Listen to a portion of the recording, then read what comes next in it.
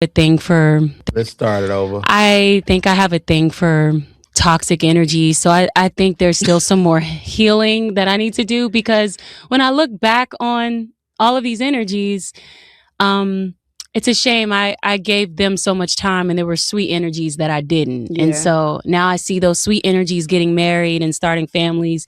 I'm just like, dang, that probably could have been me if I recognized the security in those individuals at the time. Yes, it could have been you.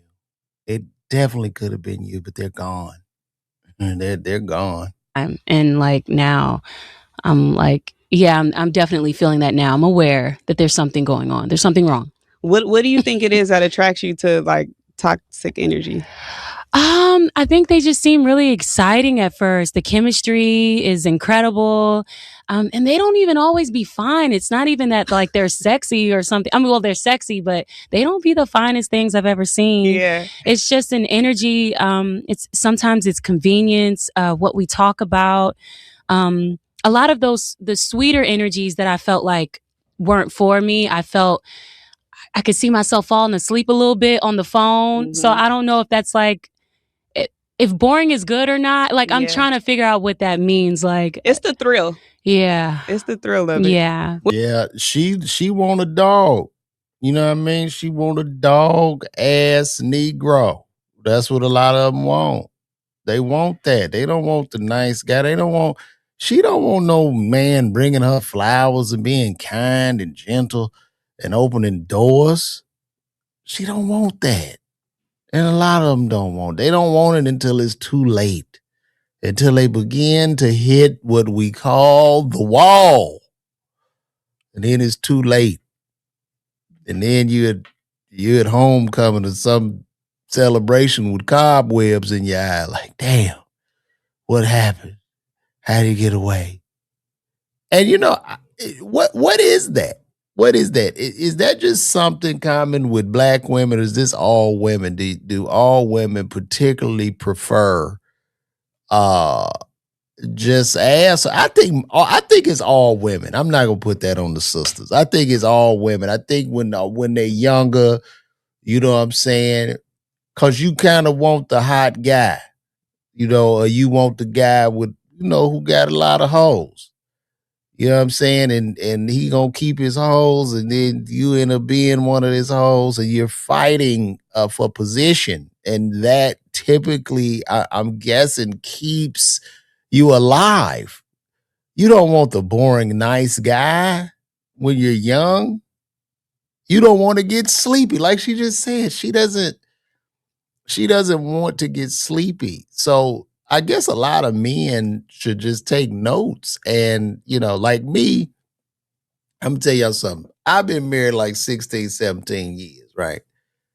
I'm about to be 50. I don't have no more, no more, no more bite in my bark. You know what I mean? Like, I'm exhausted most times, and I don't have the mental bandwidth to kind of juggle, or it's just too much. And I know brothers do their thing, when they married or whatever, and I'm not condoning that behavior, but sometimes I just look like, bruh, that looks so exhausting, right? I don't want to be 50 and I'm sitting there like trying to hide my phone, or you know what I mean? Like the phone, I'm hiding it. I'm doing. It's just. It's too much. It's too much, and that is other woman kind of got you by the balls because you married, and she gonna tell on your ass. Now you got to break bread. It's just.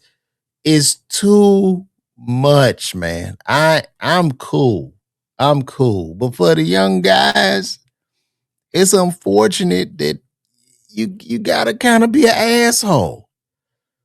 When you out there, you're a young boy dating, you can't really be nice. And I think all men intentionally, we're nice. We're not like in college. I got my heart broke. You know what I mean? And I was dating this young lady, and I was so in love. And I ended up catching up. You know what I mean? I guess she was messing with some other dude. And I was so heartbroken. And the male ego, once it's broken, and hopefully, and it's a part of life.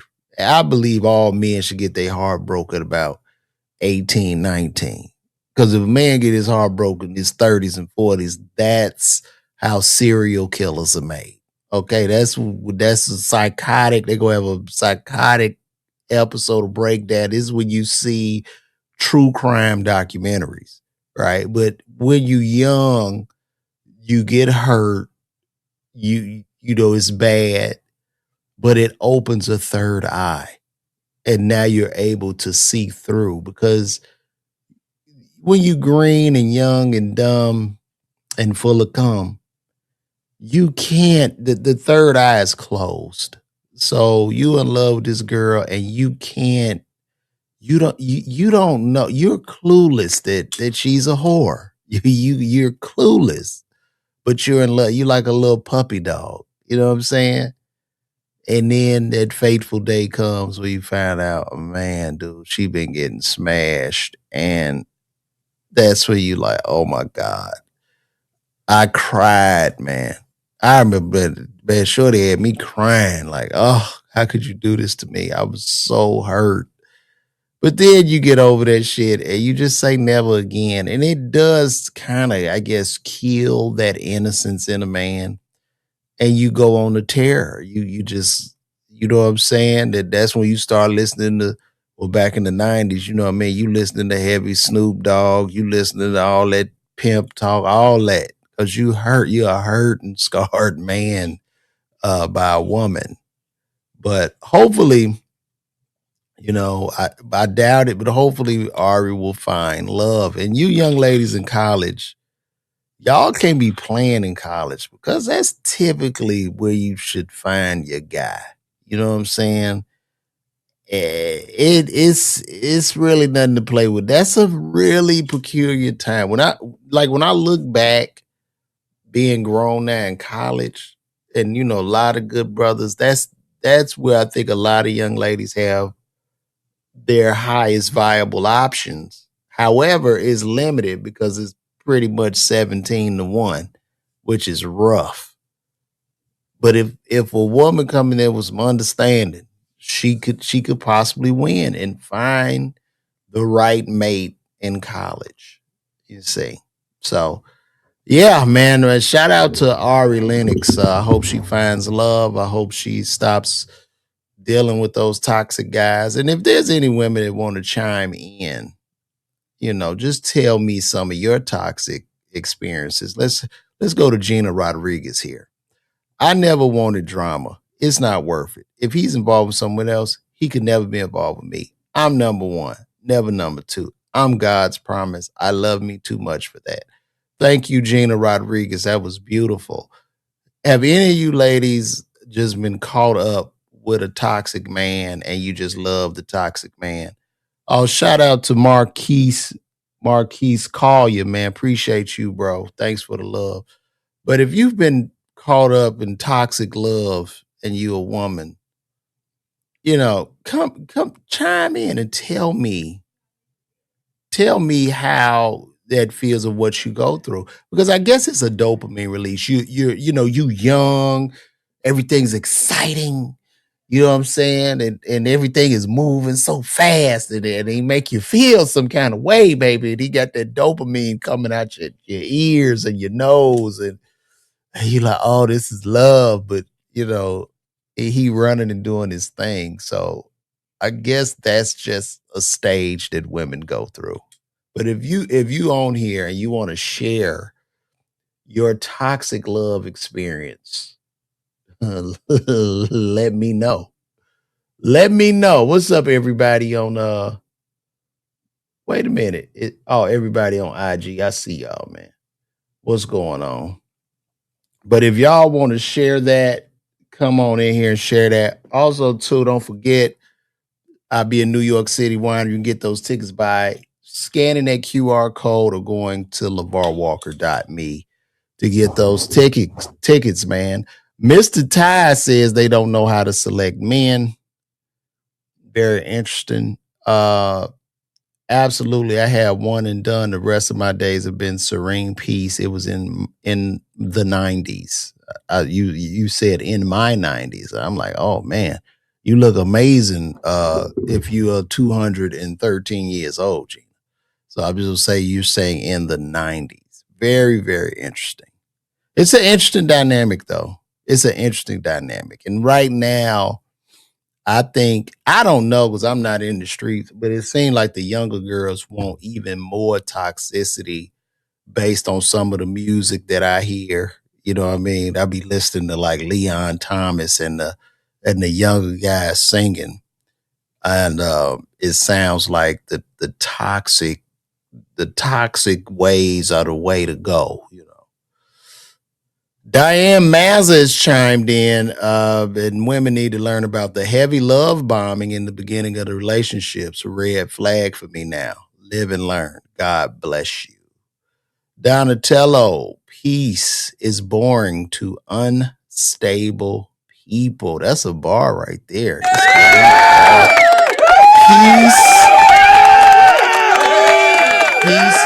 Peace is boring to unstable people. How about that? That was a great take right there, dude. Very great take, you know? Peace is boring to unstable people. Very interesting. Uh Let me see. This is great, guys. But we gonna move along. We gonna keep it rolling. Also, too, I had something on the board for you guys. One of my classmates, I graduated with the late great Bernie Mac's daughter, Janice. Janice, my homie, good young lady, and Janice was talking about the game. Now I want to share this with you guys. And let's just go over what Bernie Mac's daughter has to say. Shout out to Janice real quick. Let me pull this up. Interviewing people like Cedric. Hold on. Let me see. We gotta look at this. And then I'm gonna give my breakdown of this.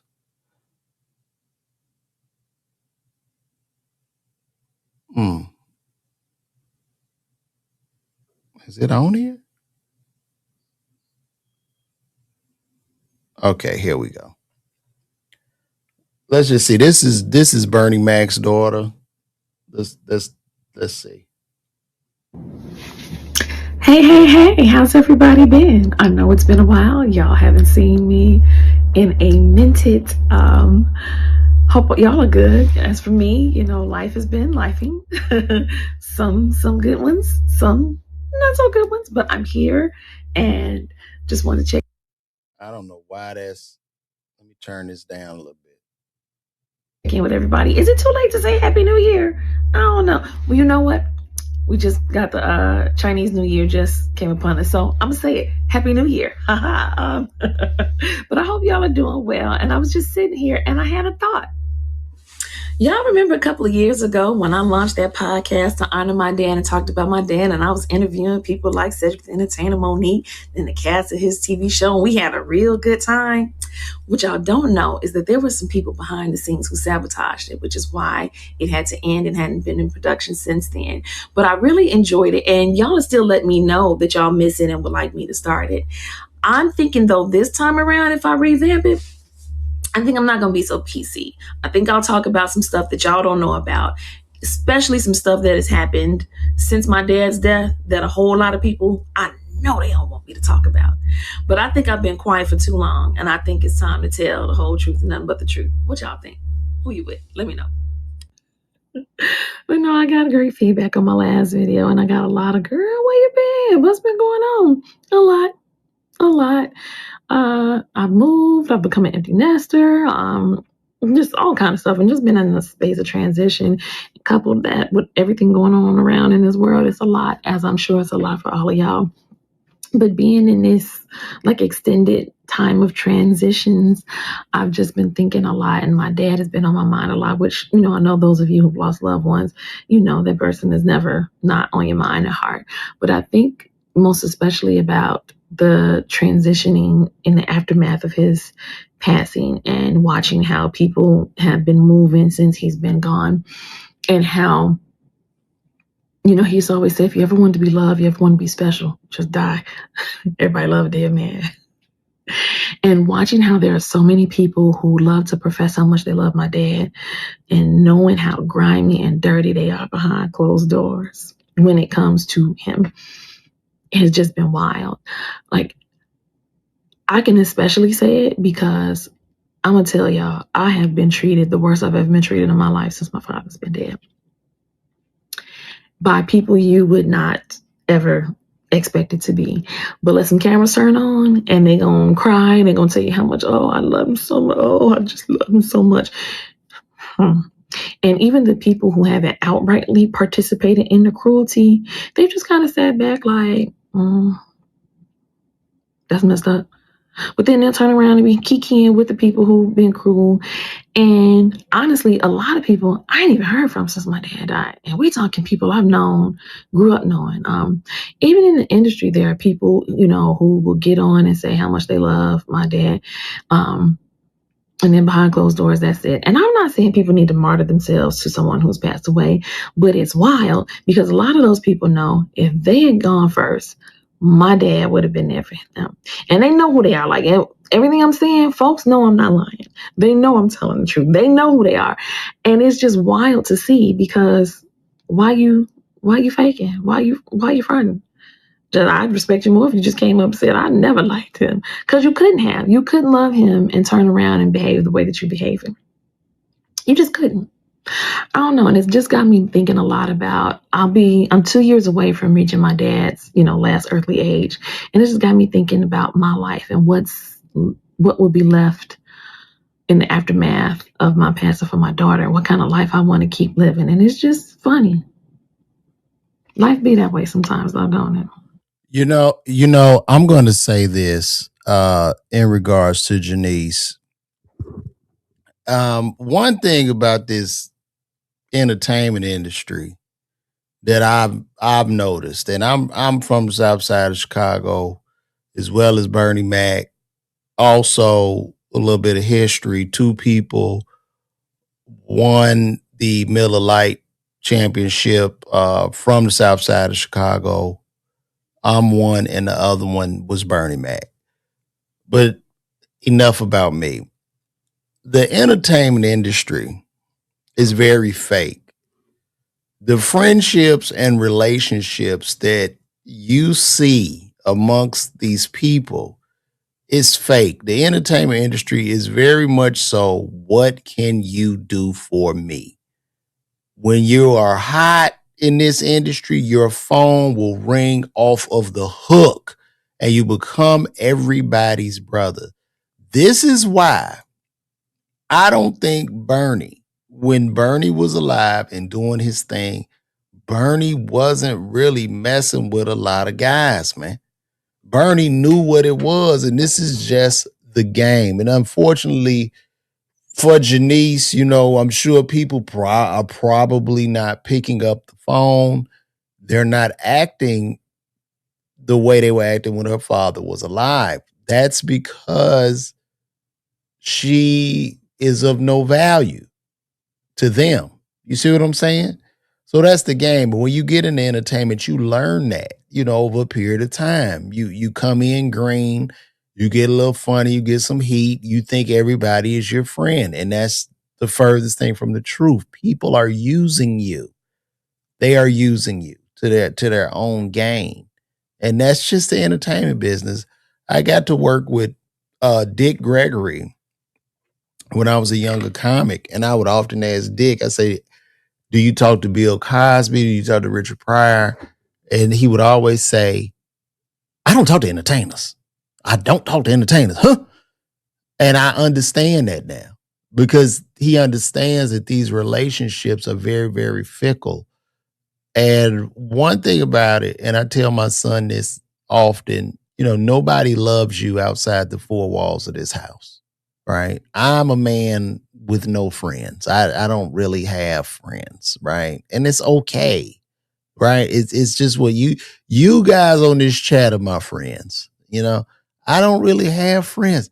And that's fine with me because I understand the nature. And then as you get older as a man, you just really don't want to be bothered with nobody. You don't want to make new relationships with other men. It's just what it is. You've made enough of those relationships in your 20s and maybe a few in your 30s, but it goes downhill, especially after 40. You like, man, no, please don't call me, man. Don't call me, don't text, nigga. We're not friends. We're not friends. And this is just what it is.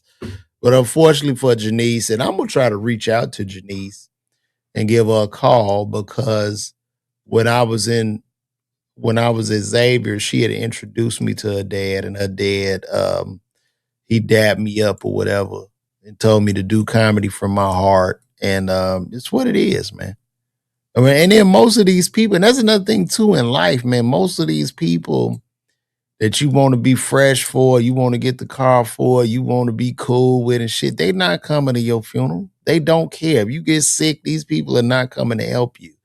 So it's just what it is. I would just tell everybody, man, stand on your square, live in your truth, live in your moment. And, as Bernie Mac once said, if they don't like you, fuck them. Fuck them. Fuck them. They don't motherfucking like you.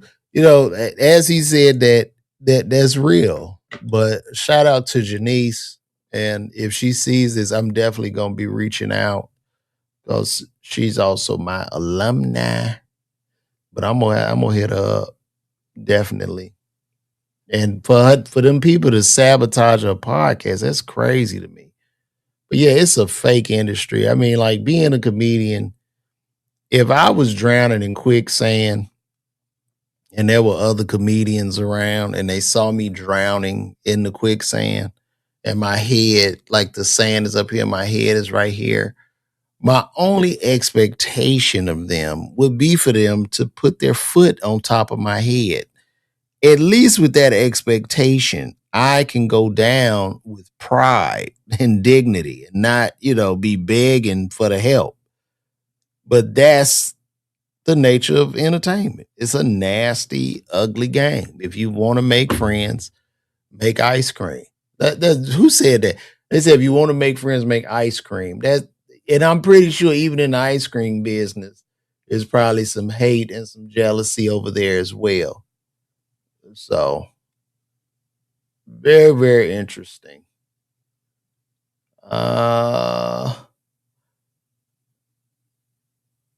Yunti, Tia Kemp, calls men that enjoys crab boils sassy. What is this about? Why is a man can't do shit? You can't even have a crab boil. I gotta turn this AC down in here because this bill gonna be $600. Bitch, when did y'all start eating crab? Look at it. Yunti says, what is this about? And you know another thing I'm starting to see now? They enjoying everything we enjoying. I'm starting to see niggas sitting down, busting down crab boils. Bitch, when did y'all start eating crab boils, boy? When? I remember when a nigga used to say, I don't want that shit on my hands. I don't want to be smelling like no crabs. No. When did women start acting and talking like men? When? If a man can't sit and enjoy a crab boil, when did you start talking and acting like a man? No fish and shit. Now you sitting down cracking crabs. What is it? Sucking the claws and stuff. I can't take y'all no more, man. Bro, I cannot take you suckers no more, bro. I am sick of y'all. And I'm sure men can't take your loud, rambunctious, overly obnoxious ass either. I'm sure they can't because you're too much. Who said crab was a woman's meal? Have you ever seen a crab catcher? Have you seen the people that catch it? It's men, bitch. It's not women catching these crabs. But I swear I saw a nigga that sitting there siping up crab boiled dog in the crab boiled place, sucking up crab legs, man. I'm like, look at this nigga over there all in the crab boil, how this is. I mean, okay, and if a man want to sit down and eat him some crabs, he eat him some crab. My wife from Louisiana, men, very manly men sit and eat crabs. This don't make sense. Boy, that pisses me off. Boy, I remember when niggas used to tell me, I ain't eat no crab, boy. I don't want no like that. I don't eat that shit. Yeah, that's because you dated. Think about the men you was probably dating. You Rick Ross baby mama. I can't imagine the Geechee niggas in Florida that done been ran through you. And they eat crab. The Florida guys do eat crab. That shit ain't finna have me smelling like pussy all day. Nah. Bitch can't even enjoy a crab boil by itself. So you want the man to eat your pussy but not crab? You want to suck on my crab legs now, sucker? No, this is, she's so hard. There's nothing feminine is there. You know what I mean? Like, this is where we at right now. So now me and you have to check that off the list too. You can't eat crab now. You gotta be tough. I guess you just eat the corn. Can you eat the sausage that comes with the crab or the corn? What do we do? What do we do, guys?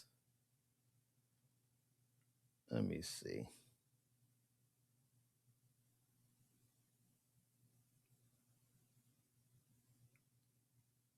And once again, we got another pastor back in the news. I think we should be able to take tomatoes to church and start booing these pastors, because this is insane. And this ain't even AI. This ain't AI. Saints, next week, I am asking that all church members bring a copy of your tax returns so that I can review them. I'm going to put a stop to some of y'all playing in my face during. Boy, I would have hit that nigga with a tomato and booed him. It's just no way. When did church become such a show, man? Like, what happened? Like, black church, to a large extent, has just become like a huge running joke. Black church is full of some of the most poor and oppressed people in the community being taken advantage of by a wolf, and the pastor is typically the wolf. Like, this is insane to me, and it keeps happening. They locking the church doors. Now he wants your tax returns. Why would you want the tax returns and your ass don't pay no taxes, pastor? Why? And the people just sit up there and agree. Like, they need to start. I think pastors need to start paying taxes for real. They need to put income tax on their ass, like, straight up. They really do. Because they say it's no mixing in church and state, but these guys are breaking all the rules. It's time for them to pay and contribute to society. Because this selling hope and pimping the community and pimping these parishioners it's just not it. This is not going to work. Offering on Sunday morning. Amen. It's tight, but it's right. Nah, bro. Get your ass out of here. Smithy D says someone should start the tomatoes because they're not checking you down like that. Someone need to sneak a tomato and let their girl hide it in her purse, and when they say stupid stuff, just catch me with it. That's real. I'd have hit that nigga's ass, but I sure would have jumped up and grabbed that mic or something. Most of these pastors are just so full of shit. And it's very difficult for me as a comedian to watch. I don't love you. I don't know like that. I don't know what you're talking about. But as a comedian, for me to watch a pastor on stage, he's doing primarily the same thing that I do. The only difference and me and that pastor is that you know I'm full of shit when you buy the ticket to the comedy show and it says comedy club. Whereas he is full of shit, but like selling you hopes and dreams, and while at the same time extracting resources from the pocket. So they all like these bro. I'd be like, and they be bombing too. One time with the church, I remember when I was touring with Ricky Smiley, and this pastor came out to the show. We was a big theater show or whatever, and you know, he want to be seen and known and cool and popping. And so we ended up going to his church, and I watched the sermon, and it just didn't move me, didn't move anybody. And he came up to me, yeah, this wasn't a good night tonight. I said, you sound like an open micer. He knew he bombed on stage. He bombed in the pulpit because they do that. Now, you got some really good pastors that are full of shit, like Jamal Bryant, my frat brother. Great pastor, could get that word, but it's a show. You know what I mean? That's frat, but that's a show. That's a total show. That is a total, he is a excellent and tremendous orator. And he can like do improv preaching, right? So he can just go off the dome. Like he's locked in like that. But at the end of the day, I mean, we know what it is. You know? He will not do your funeral unless he making 20 bands. So that's literally what it is. That's what you got to pay for the performance. What'd you say? Blue X225. You said these sub fives. I don't know what you're talking about. Sub fives. The senior pimps are putting pressure on them. Probably, bro. I mean, I see it. Like it's crazy to me, man. It's crazy. But get that pastor's ass up out of there, man. I don't even know how y'all sit through the church and let them do that.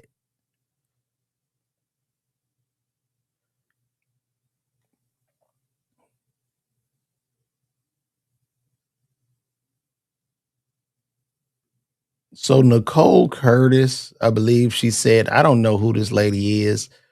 So this lady named Nicole Curtis, who was on HGTV, I guess she lost her job for saying the N-word. First of all, let's look that up. I'm going to look that up when she said it.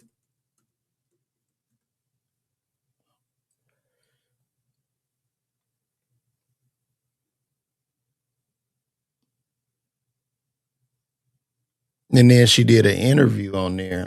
Now it says you use the term. Oh. Let me take a look. Let's look at this, guys. I don't know if I could. I'm just going to play it. Fart nigger. What the fuck is that I just said? Nick, you gotta, can you kill that? Fuck my life. Now it says you use the term fart digger and fart knocker. You used those terms before? So, okay. So fart knocker, yes, absolutely. Fart digger. What's up with you and farts? You know what? Again, do you have boys in here? Do you have boys? Yeah. Okay. I have two boys. I have one. Okay. So boys talk about farts all the time. Okay. So, and again, I can't swear on my show. Okay. So yes, I have made up these crazy words. If you said fart digger, the amount of times that you said, I just feel like you should have released that 1,000,001 times, because it just seems like it's something that you've said before because it just came out so natural. And fart digger sound like you playing in assholes all day. Why? Yeah, that's a little nasty. That's another conversation. No. And why again, would you just be digging in random asses? Crazy. I don't have a rhyme or reason of the words that I make up. Like I say nonsense stuff all the time. I mean, and again, like even when I edit my shows, right? And I'll be editing my shows and I'll be like, fuck, just finish what the fuck you're saying. Cause I go off on like this and that and I'm off the cuff. I'm not scripted. So were you trying to say something else in that moment? Absolutely. Because you say fart digger and fart knocker. I say all that. No. What I can say is I understand you. Yeah. No, you don't. Not you. Let me finish, nigga. I mean, oh my God. I'm sorry. You see what I'm saying? No. That's why I'm just in the middle here again. That's why I feel comfortable using You use that term because it won't be like she you. should feel comfortable because anyway, listen. I understand you apologizing to your kids first, because my thought is some of them are in school. You got your 28-year-old, but you have kids in school. Yeah. And they may have black friends, you know what I'm saying? And for them to see their friend's mom use the term, and then they could be bullied for that, they could have to pay that price. Well, I apologize to them because I have, that is just we live in Detroit. There are a couple people. I don't even know if I can say. Can I say, am I in the hood? Well, I don't even know. So your best friends are black and you live in the hood. No, but listen, and she usually says, what up, though? Well, I will say but this. I want you to live your truth. No, right. and what my truth is I would say I live in Detroit. I am a Detroiter. So I'm trying to figure this out. Hold on. What are you trying to prove here by when you keep saying you're from Detroit and you're around rappers and your best friends are black? Okay. And, what are you See, saying? I told you that I was going to come back and bite me in the ass. But look, I said that. That's going to happen anyway. No, I know. But I'm asking her, what is she trying to say? No, but I think it's a learning moment for you because we don't have the privilege to not understand what we're saying, why we're saying it. So even in this moment, you may not mean anything by saying I live in Detroit, but even if you didn't get caught saying the N-word on this video, it still would come off as very privileged and very unbalanced because it's different for us. And that's what we're trying to have a conversation about. And I agree with Lauren. And I would also add, do you think sometimes privilege makes people think they can say anything?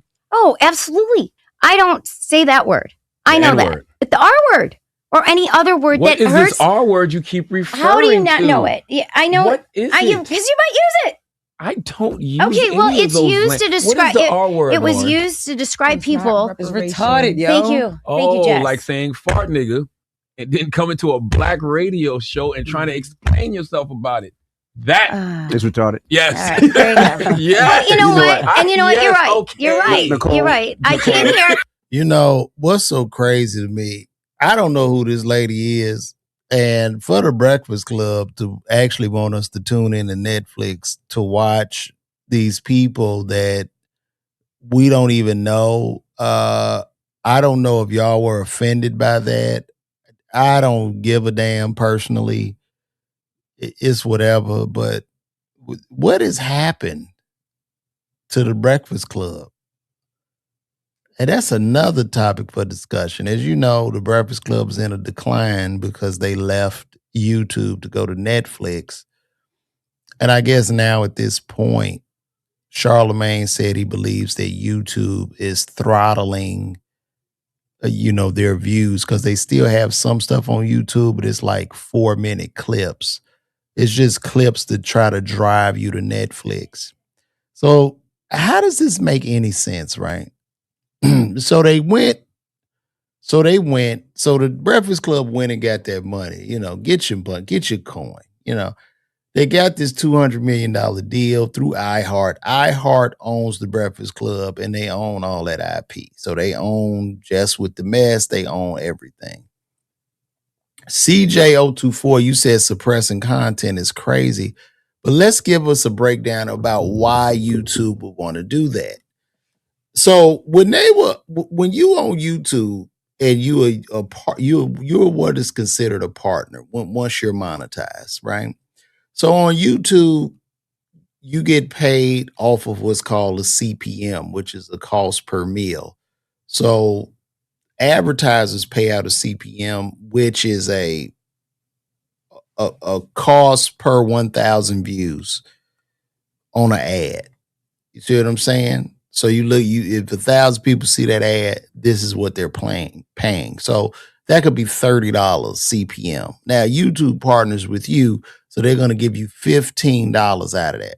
So you look at the Breakfast Club, who clearly built up over YouTube, who clearly blew up over on YouTube. And YouTube and the Breakfast Club have been partners for 10 to 15 years since they've been on. Now, one day, just think put yourself in the position of YouTube. Now, one day, your good business partner who you've helped, they say, you know what? I got a big check over here across the street. Big guarantee check. I'm gonna go over there. But this has been good. Thank you for building me up. And by the way, I'm still gonna put content on YouTube. But the content I'm going to put on YouTube is only to drive traffic to you guys' biggest competitor, Netflix. So yeah. So by design, of course YouTube is going to throttle their views. Of course YouTube is going to shadow ban their views. Of course. Of course. And also too, I don't think it was a good move for them to leave YouTube because they abandoned their fan base and people's behaviors are locked in. You listen to Breakfast Club on the phone, you know, while you getting ready for work, while you doing what you do, you know, driving in the car. You're not turning to Netflix to do that. You're not going to do that. The only way that Netflix can even compete with YouTube, and I know they're going to do this, they're going to have to open up Netflix, and I'm sure they're going to do this in the next couple of years. And this is to all of the comedians talking about Netflix special. I need to get a Netflix special. In 2 more years, you'll be able to have your Netflix special because they're gonna open the platform up to allow people to create content on Netflix's platform because they cannot compete with YouTube at this rate. All they doing is spending money. They're gonna have to open the platform up. They're gonna have to let people comment. You're gonna have to essentially, for them to compete with YouTube, they have to turn into YouTube. Other than that, they're not gonna win. And spending all that money and throwing bread out, people not coming, bro. And at the end of the day, yeah, all them people that watch Breakfast Club on YouTube, yeah, they got a Netflix, but they not turning on that shit because they don't consume the Breakfast Club as they would a Netflix show. A Netflix show, you're sitting down, you're in the house, you with your girl, yada, yada. Netflix movies, most of them are pretty much just background music.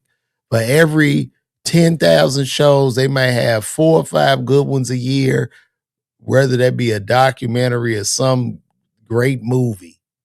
But Netflix, for the most part, is just background music.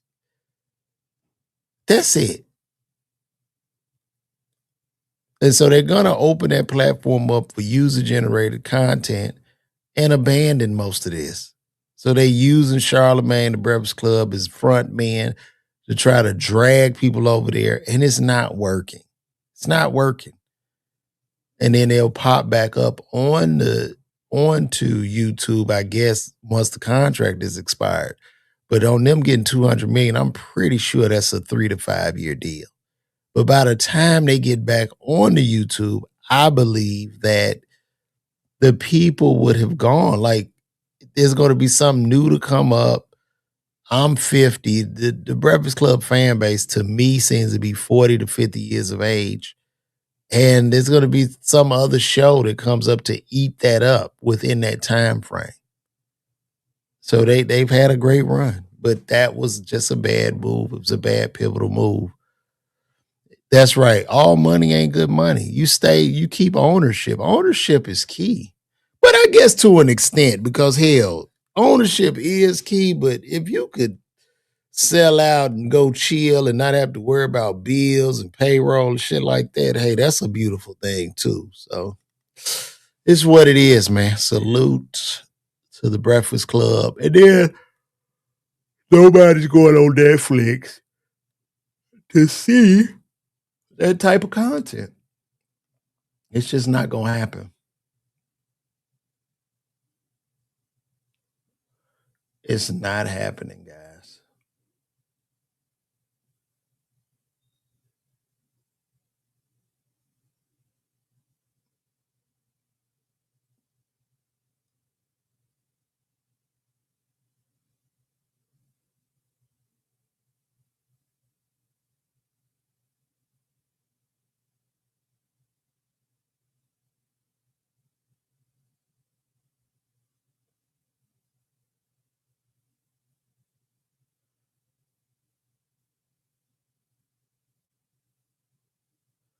Oh my God. Why they can't leave stuff alone?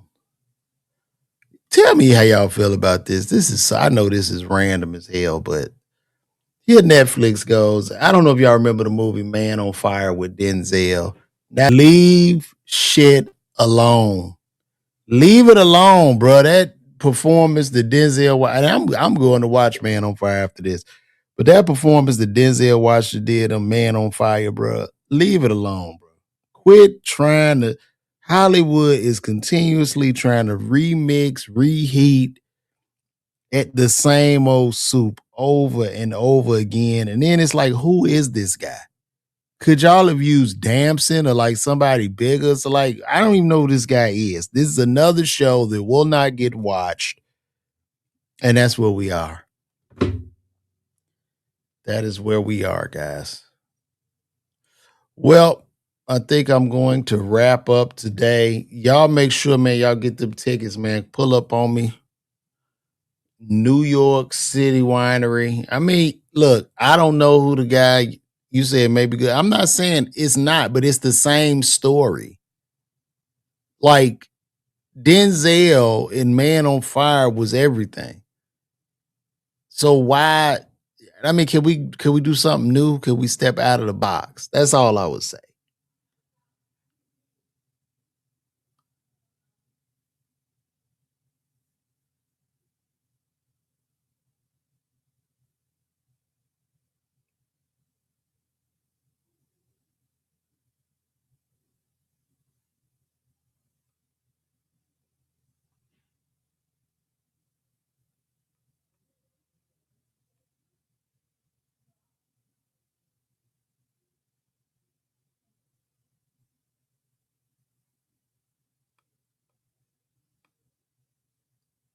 You know, oh yeah, we got to talk about that, man.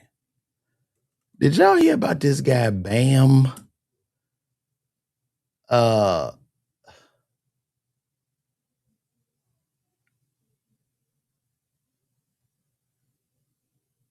Bam Adebayo had an 83-point game with the Miami Heat yesterday. Like this could help. First of all, this man talking about like this could help. Let's take a look at this.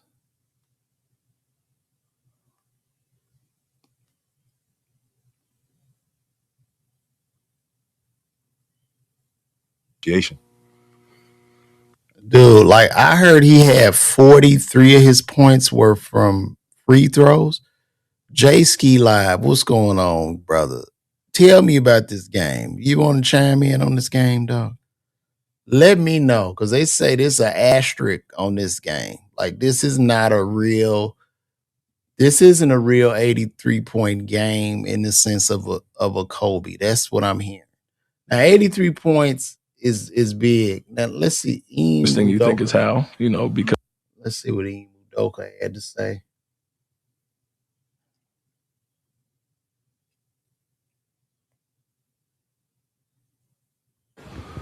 I don't know if you saw that Bam Adebayo had 83 points tonight. I'm sure you know Bam. What are your thoughts on that and such a historic night? Yeah, I mean, first thing you think is how, because of, not because of him, but because of the way he plays, and I saw only made 6 threes, but 40 free throws or something like that. Tells the story right there. And the Washington Wizards. He didn't lie. He did not lie. Let me see.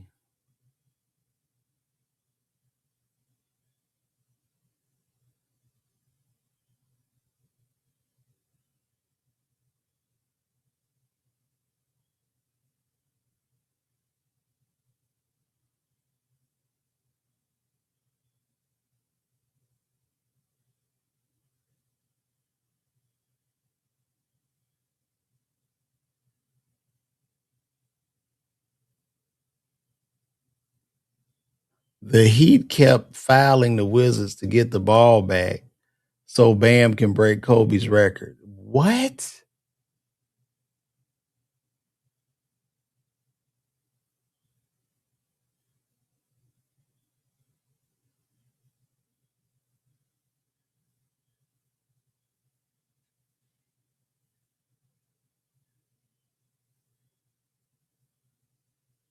This man shot 43 free throws and one. This does not count. You out your damn mind.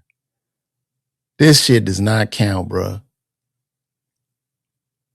Listen, 43. He got 83 points off 43 free throws. Bam gets fouled before the shot, but the Wizards are over the limit. So third 80 history of the NBA. Man, bro, did he really do 43 free throws, bro? It ain't no way in the hell, man. I get it, dog, but come on, man. The NBA is a joke, dog.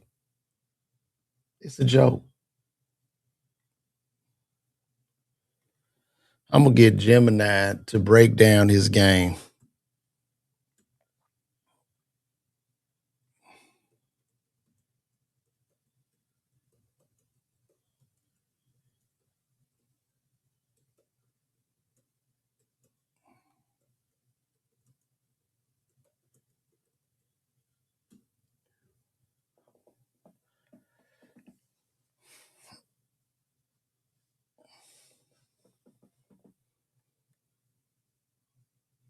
And the performance has shifted, man, 83 points.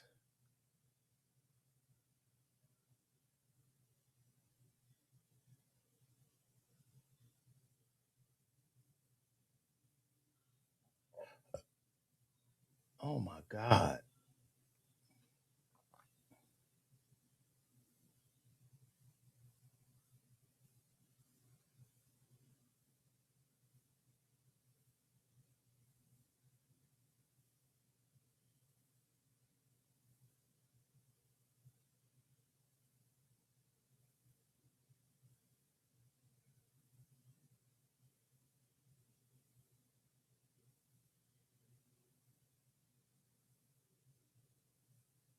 What does this guy average?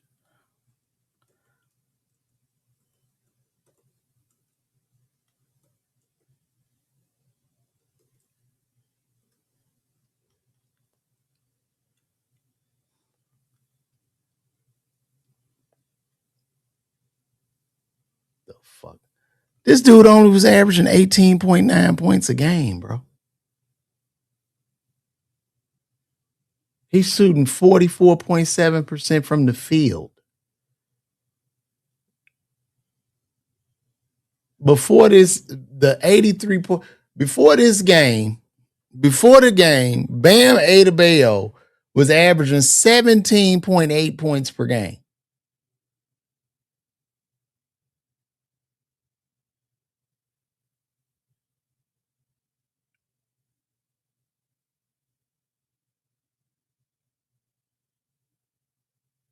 Man, nah, son.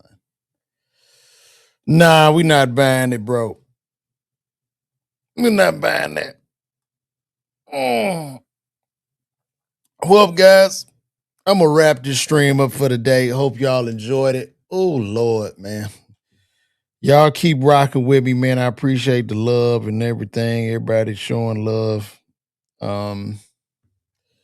And love you all. So New York City Winery, I'm on the way. I'll be there Sunday. If you live in New York, get those tickets. They're moving fast. Call me, all that good stuff. Holla back.